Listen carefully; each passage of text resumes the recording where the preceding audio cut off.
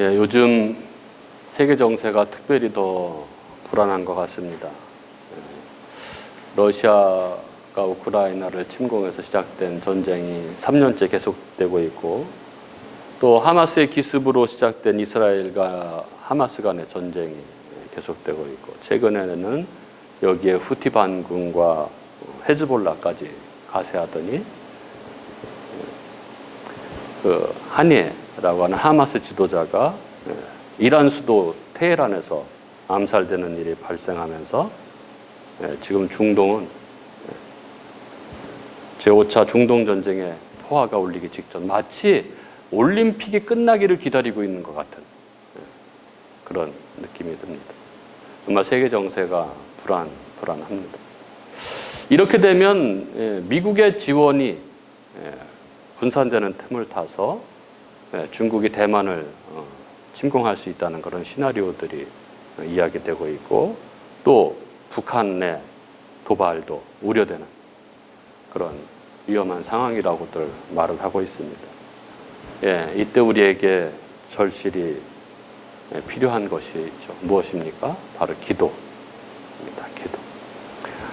오늘 우리가 기도 시리즈 4번째 하고 있는데, 오늘은 역사를 바꾸는 기도에 대해서 느헤미야의 기도를 함께 나누려고 합니다. 이 시간을 통해서 하나님의 음성이 우리 각자의 심령에 들려지는 귀한 은혜의 시간이 될 수 있기를 바랍니다.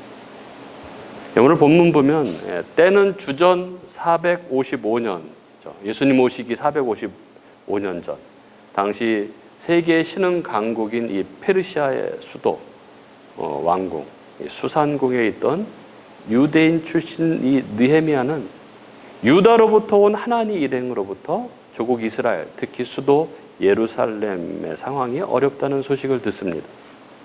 당시 유대인들, 그러니까 이 BC 605년부터 515년까지 바벨론 느부갓네살에 의해서 포로로 끌려가 있던 이 유대인들은 이 바벨론을 정복한 페르시아의 이 고레스 왕이 고국으로 돌아가도 좋다 하는 명령에 따라서 바벨론으로부터 돌아와서 예루살렘 성전을 재건하기 시작했습니다.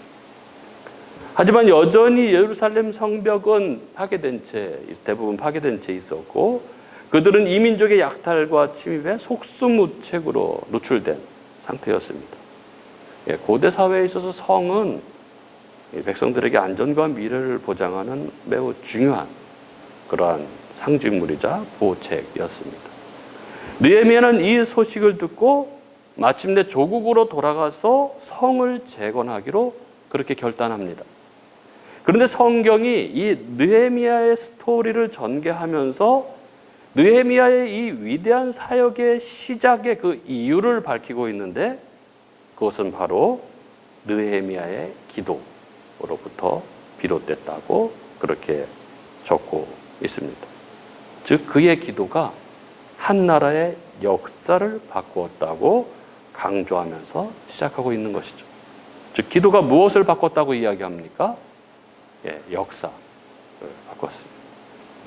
오늘 이 시대를 살아가는 우리들에게도 바꿔야 할 답답한 역사적 현실이 있습니다. 우리는 뭐 크게 못 느끼지만 외국에 사는 사람들은 늘 이 한국을 전쟁이 일어나기 일부 직전인 그런 나라라고 그렇게 인식을 한다고 합니다. 툭하면 북한 김정은 정권이 서울을 불바다로 만들겠다는 핵전쟁 운운하면서 위협하고, 그래서 전쟁의 위협이 상존하고 있는 그런 현실 가운데 우리는 살아가고 있습니다. 사실 우리는 현재 휴전 상태인 거죠. 전쟁을 잠시 쉬고 있는 상태인 거죠. 그래서 언제든 전쟁이 다시 시작될 수 있는 가능성이 높은 나라죠.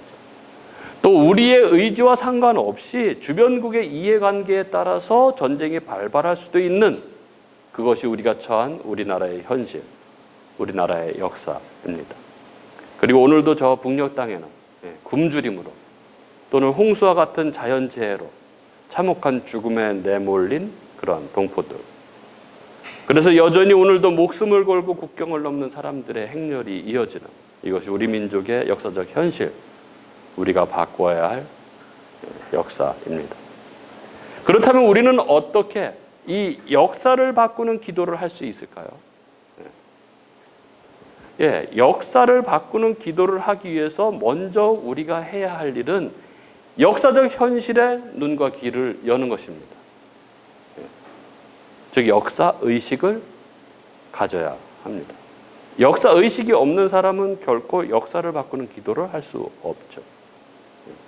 오늘 느헤미야에게서 우리는 그것을 봅니다. 2절에 보면은 유다와 예루살렘 사람들의 형편을 물은즉 이렇게 적고 있죠. 그가 어느 날 고국을 방문하고 돌아온 사람들에게 고국의 형편에 대해서 물은 것입니다. 그리고 그들의 이야기를 경청합니다. 3절은 이렇게 적고 있죠. 그들이 내게 이르되 사로잡힘을 면하고 남아있는 자들이 그 지방 거기에서 큰 환난을 당하고 능욕을 받으며 예루살렘 성은 허물어지고 성문들은 불탔다 하는지라. 그는 조국이라는 역사적 장에서 들려온 소식에 귀를 기울여 들음으로써 그 현실을 보게 됩니다. 그리고 4절은 느헤미야의 반응을 적고 있습니다. 내가 이 말을 듣고 앉아서 수일 동안 슬퍼하며 하늘의 하나님 앞에서 금식하며 기도하여. 그의 기도는 이렇게 시작된 것입니다. 이것이 바로 역사의식을 가진 사람의 모습입니다. 그는 조국의 현실과 역사에 무관심하거나 귀를 닫지 않았습니다. 사람들이 왜 나라에 대해서 기도하지 않을까요? 나라가 처한 역사적 상황을 제대로 보지 못하고 듣지 못하고 느끼지 못하기 때문에 그렇습니다. 만약 우리가 이 역사의 장에서 들려오는 소리를 듣는다면 어떻게 기도하지 않을 수 있겠습니까? 우리는 역사의 장에서 들려오는 소리에 귀를 기울일 수 있어야 합니다. 그리고 그럴 때 우리는 나라를 위한 기도, 역사를 바꾸는 기도를 시작할 수 있습니다.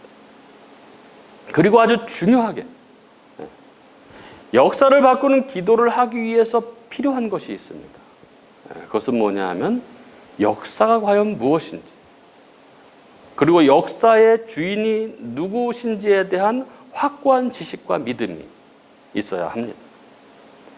여러분, 역사는 계속 순환하는 것입니까? 아니면 역사는 시작과 끝이 있는 것일까요?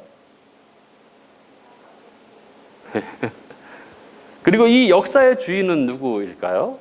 그냥 역사는 자연이 알아서 돌아가는 것입니까? 아니면 누군가에 의해서 주도되고 있는 것입니까? 역사를 영어로 히스토리라고 하죠. 이것은 잘 아시다시피 히스와 스토리의 합성어입니다. 즉 역사는 그분의 이야기입니다. 역사는 히스토리, 히스토리, 그분의 이야기입니다. 즉 하나님의 섭리의 이야기가 바로 역사입니다. 사람들은 크게 역사를 두 부류로 이렇게 분류합니다. 물론 뭐 세부적으로 더 자세한 분류들도 있지만 크게 보면 두 가지로 분류할 수 있는 거죠. 하나는 순환론적인 역사관이고 또 하나는 직선론적인 역사관입니다. 대부분의 이 자연신론주의자들, 그러니까 뭐 누군가에 의해서 창조는 됐겠지만 그 자연이 알아서 돌아가는 거다 이렇게 믿는 사람들, 그리고 범신론자들, 뭐 모든 만물에 다 신이 깃들어 있다라고 믿는 사람들, 그리고 무신론자 혹은 실존주의자들, 그리고 로마나 이 헬라인의 역사관 대부분이 어떤 거냐면 윤회적인 것입니다. 내지는 동그라미적인 것으로 보는 것이죠. 소위 이것을 순환론적 역사관이라고 부릅니다. 모든 일들은 끊임없이 반복되는 순환 속에서 발생되고, 그래서 오늘날 일어나는 것들은 미래 어느 날인가 다시 반복된다는 역사관이죠. 즉 아침에 태양이 뜨고 낮에 태양이 빛나고 저녁에 태양이 지듯이 모든 만물의 이치가 이와 같이 반복되는 순환을 통해서 계속된다고 믿는 것이 순환론적인 역사관입니다. 그리고 이런 순환론적 역사관 자체에는 그 역사가 갖는 어떤 의미, 어떤 목적도 없습니다. 그저 순환하고 순환할 뿐이라는 것이죠. 그러나 성경이 말하는, 기독교가 말하는 역사관은 다릅니다. 기독교의 역사관은 직선적 역사관. 이 말은 창조주 하나님에 의해서 시작된 역사는 창조주 하나님에 의해서 끝을 맺는다는 역사관입니다. 즉 역사는 시작이 있고 끝이 있다는 것입니다. 예, 하나님에 의해서 시작된 역사, 이 창조. 예. 그리고 이렇게 창조된 역사는 목적이 있고 그 목적을 향해서 가고 그 목적이 완성됐을 때 끝을 맺는다는 것입니다. 여러분 무엇입니까? 역사의 목적과 그 완성의 끝? 이걸 아는 게 너무 중요하죠. 여러분 영원전에 묵시의 세계, 시간이 없는 세계, 그 묵시의 세계, 이 우주가 창조되기 전에 무엇이 있었을까요? 여러분 하나님 나라가 있었습니다. 거기에는 삼위 하나님께서 충만한 거룩과 기쁨과 안식 속에 거하셨습니다. 그런데 그 삼위 하나님께서 그 충만한 거룩과 기쁨과 안식을 어떤 한 무리들과 공유하기를 원하셨습니다. 하나님께서 하나님이 누리시는 모든 것을 어떤 백성들과 함께 누리기를 원하셨던 것이죠. 그래서 창조를 시작하시는 것입니다. 이것이 만물을 창조하실 때 하나님이 계획하신 하나님 나라입니다. 그리고 이 하나님 나라는 에덴 동산에서 처음 그 모습을 드러냈죠. 에덴 동산에 거한 아담과 하와가 처음 누립니다. 하나님은 이 에덴 동산, 가장 아름답고 가장 풍요로운 곳에서 이 피조물인 인간이 창조주 하나님으로부터 부어지는 그 모든 충만한 생명력을 받아 누리며, 그래서 모든 피조 세계를 다스리며 서로 사랑 안에서 한 몸 된 교제를 누리는 그 나라를 그렇게 만드시고 그 안에서 안식하셨습니다. 그런데 하나님이 이루신 그 안식 가운데 이제 선악을 알게 하는 나무의 열매를 먹지 말라 하는 그 하나님의 계명, 그 율법을 지켜서 의를 얻어서 이제 생명나무 열매를 먹고 영원한 안식 가운데 들어가야 하는 그런 인간이 사단의 유혹에 넘어가서 범죄합니다. 하나님의 법을 범죄합니다. 자기가 하나님처럼 되려고, 피눈물인 인간이 하나님처럼 되고 싶어서 범죄하죠. 그래서 인간 세계에 죄와 사망이 들어오는 것이죠. 그럼 여기에서 한 가지 제가 묻겠습니다. 하나님은 전지전능하신 분이시죠. 전지전능하신 하나님은 이 아담이 범죄할 것을 미리 아셨을까요? 몰랐을까요? 모르실 리가 없으시죠. 여기에 하나님의 놀라운 섭리,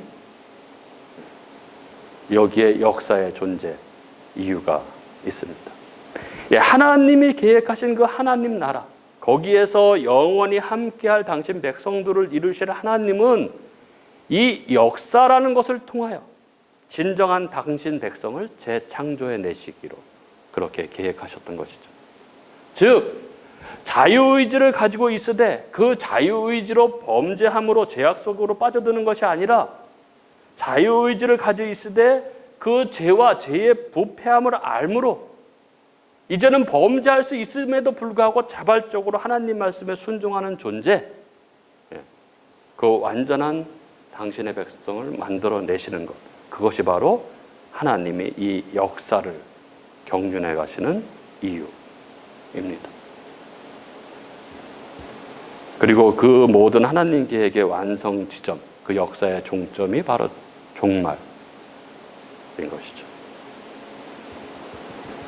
그리고 이 하나님이 이루어 가시는 이 비밀한 역사 경륜의 중심에 죄로부터 자유케 하는, 그들에게 영원한 생명을 부여하시는 예수 그리스도의 십자가가 있는 것입니다. 역사의 중심에 예수 그리스도가 있지 않습니까? 예수님을 중심으로 예수님 이전을 기원전, 예수님 이후를 기원 후, 서기 몇 년 이렇게 되는 것이죠. 그래서 신학자 오스카 쿨만은 우리가 우리의 달력을 계수한다는 것, 즉 그리스도의 탄생을 전후로 해서 횟수를 계산한다는 사실은 신학적인 함축성을 내포하고 있다. 그래서 그리스도는 역사 과정의 시간적 중심점이다, 이렇게 말했습니다. 이 모든 역사의 주관자, 이 역사의 시작과 끝을 섭리하시는 분은 바로 우리 하나님이십니다. 따라서 역사를 섭리하시는 주권자, 그분에 대한 믿음 없이 우리는 역사를 위한 기도를 할 수가 없죠. 그리고 바로 그 하나님을 느헤미야는 믿고 있었습니다. 5절에 앞에 보면 이렇죠. 이르되 하늘의 하나님 여호와 크고 두려우신 하나님이요, 이렇게 부르고 있죠. 느헤미야가 하나님을 부르면서 제일 먼저 붙인 수식어는 크신 하나님, Great God.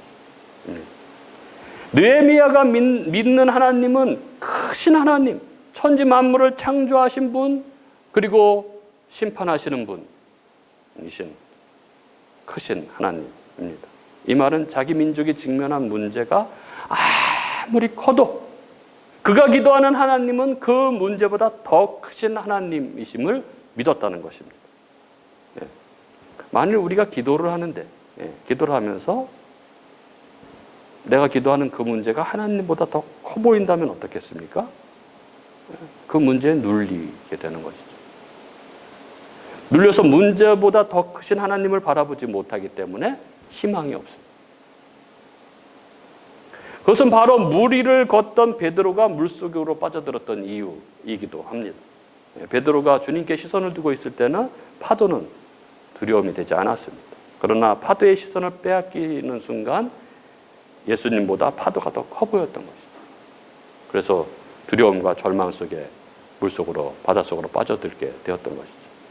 그렇기 때문에 우리가 당면한 문제가 아무리 크게 보여도 그것과는 비교할 수도 없는 그 크신 하나님을 우리가 바라볼 수 있다면, 그리고 그 하나님이 우리를 도우신 위대한 하나님이심을 믿는다면 우리는 좌절하거나 주저앉을 이유가 없는 것입니다. 오늘날 사람들이 방향을 잃고 헤매는 이유를 알고 보면은 상황이 힘들어서 혹은 세상이 강해서가 아닙니다. 그것은 하나님에 대한 묵상이 없기 때문에 그런 거죠. 하나님이, 크신 하나님을 모르니까 세상이 커 보이는 것입니다. 우리는 늘 문제를 너무 깊이 묵상하는 경향이 있습니다. 문제를 너무 깊이 묵상할 필요 없습니다. 하나님을 묵상해야 돼요. 하나님이 어떤 분이신지, 크신 하나님, 위대하신 하나님을 신뢰하고 그분을 바라보아야 하는 것이죠. 느헤미야의 하나님은 바로 크신 하나님이었던 거죠. 그 하나님을 신뢰할 수 있어야 합니다. 그리고 느헤미야가 믿고 고백하는 하나님은 또한 언약에 신실하신 하나님이었습니다. 5절 뒷부분에 보면은 주를 사랑하고 주의 계명을 지키는 자에게 언약을 지키시며, 이렇게 되어 있죠. 그런 하나님은 한 번 약속하신 것은 반드시 지키시는 분으로 그렇게 믿었습니다. 언약에 신실하신 분으로 믿었습니다. 그렇다면 하나님은 어떻게 언약을 하셨을까요? 약속을 하셨을까요? 8절과 9절에 나와 있죠. 옛적에 주께서 주의 종 모세에게 명령하여 이르시되 만일 너희가 범죄하면 내가 너희를 여러 나라 가운데 흩을 것이요 만일 내게로 들어와 내 계명을 지켜 행하면 너희 쫓긴 자가 하늘 끝에 있을지라도 내가 거기서부터 그들을 모아 내 이름을 두려고 택한 곳으로 돌아오게 하리라 하신 말씀을 이제 청하건대 기억하옵소서. 여러분, 전능하신 하나님이 못하시는 것이 있을까요? 여러분, 전능하신 하나님이 못하시는 것이 있습니까? 있습니다. 하나님이 못하시는 것이 있습니다.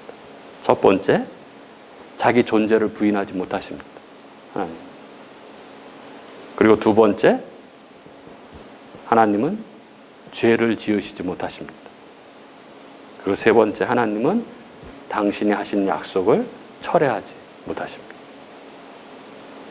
그 이유는 그분은 당신이 말씀하신 것을 반드시 지키시고 이루시는 분, 언약에 신실하신 분, 그 언약을 바꾸시지 않으시는 분, 그것이 그분의 본질이고 그분의 성품이기 때문에 그렇습니다.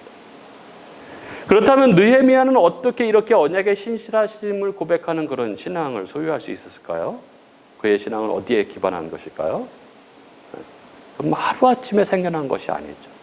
그의 삶 가운데 그가 수없이 경험함으로 고백한 것이죠. 예, 느헤미야가 하나님을 향해서 주의 계명을 지키는 자에게 언약을 지키시는 하나님이라는 고백을 했다는 것은 그가 평소에도 하나님을 사랑하고 하나님의 말씀을 지키려고 몸부림쳐 오고 그래서 그것을 경험한 사람임을 우리는 보게 됩니다. 그래서 여기 도발적으로 보이는 언약을 기억하옵소서라는 그의 기도 내용은 교만한 것이 아니라 그가 정말 하나님께 그렇게 호소할 수 있을 정도로 그렇게 늘 하나님과 친밀하고 긴밀하게 관계를 맺고 있었다는 증거인 것입니다.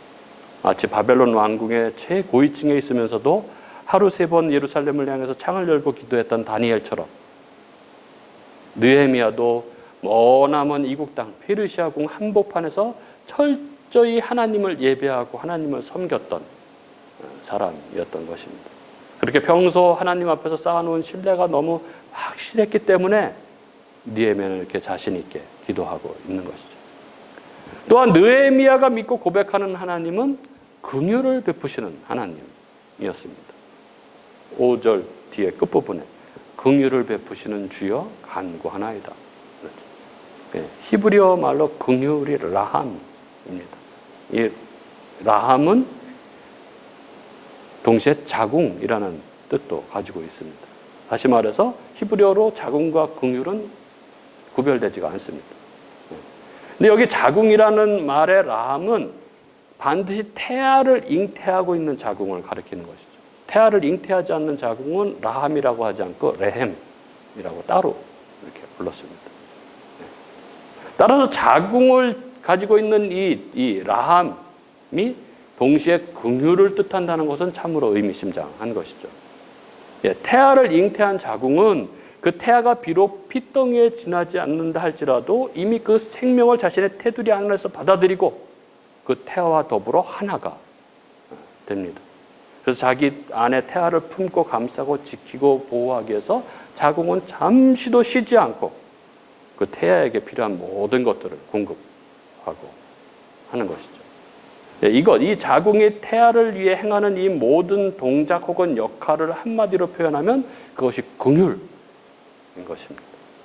하나님께서는 이사야 49장 15절에 이렇게 말씀하십니다. 여인이 어찌 그 젖 먹는 자식을 잊겠으며 자기 태에서 난 아들을 긍휼히 여기지 않겠느냐. 그들은 혹시 잊을지라도 나는 너를 잊지 아니할 것이라. 즉 하나님께서는 여인이 자기 자식을 본능적으로 긍휼히 여기는 것과 비교가 되지 않을 정도로 우리를 더욱더 긍휼히 여기시는 분이시라는 것입니다. 하나님은 당신의 이 고백이 사실이라는 것을 바로 십자가에서 증명하셨습니다. 그 독생자를 우리의 모든 죄값을 위해서 화목제물 십자가에 내어주신 것이죠. 오늘 우리는 우리 삶의 모든 부분에 역사하시는 이 하나님의 긍휼을 기억할 수 있어야 합니다. 그래서 우리 가정을, 우리 민족을 불쌍히 여기셔서 긍휼을 베풀어 달라고 그렇게 기도해야 하는 것이죠. 느헤미야는 이렇게 크신 하나님, 언약을 반드시 지키시는 하나님, 긍휼을 하나님께 나아가 기도함으로 역사의 물줄기를 바꿔 놓았던 것입니다.